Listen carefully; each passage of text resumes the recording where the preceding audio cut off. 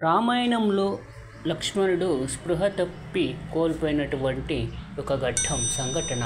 లక్ష్మణుడు మూర్ఛ పడటం, హనుమంతుడు సంజీవని తెచ్చిన సంఘటన రామాయణ యుద్ధం కాండంలో ఉంటుంది.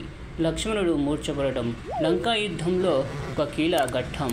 రాముడు రాక్షసుల రాజు, రావణుని మధ్య భీకర యుద్ధం జరుగుతుంటే రావణుని కుమారుడైనటువంటి ఇంద్రజిత్ అమోఘనాథుడు యుద్ధరంగంలో ప్రవేశించి తన మాయాశక్తులతో పోరాడుతాడు.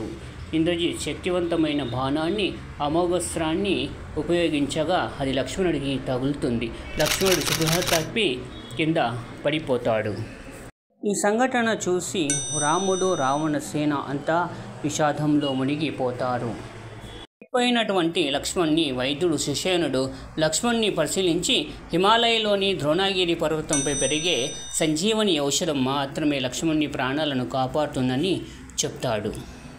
హనుమంతుడు వెంటనే ఆ ఔషధం కోసం పర్వతం వైపు దూసుకెళ్తాడు. కానీ అక్కడ 4 రకాల ఔషధాలు ఉండడంతో ఏది సంజీవని అని హనుమంతుడికి అర్థం కాకుండా పోతుంది. హనుమంతుడు మొత్తం ద్రోణగిరి పర్వతాన్ని ఒంటి చేతితో పట్టుకొని తీసుకొస్తాడు. సుషేణుడు ఆ ఔషధాన్ని ఎంచుకొని దాని గంధాన్ని లక్ష్మణునికి పీల్పించగా లక్ష్మణుడు వెంటనే స్మూర్తి నుండి బయటికి తిరిగి యుద్ధానికి సిద్ధమయ్యాడు. ఈ సంఘటన హనుమంతుడి మహోన్నత శక్తి, విశ్వాసాన్ని, భక్తిని చూపించే గొప్ప ఉదాహరణ. Friends, please subscribe. Don't forget it. Thank you for watching.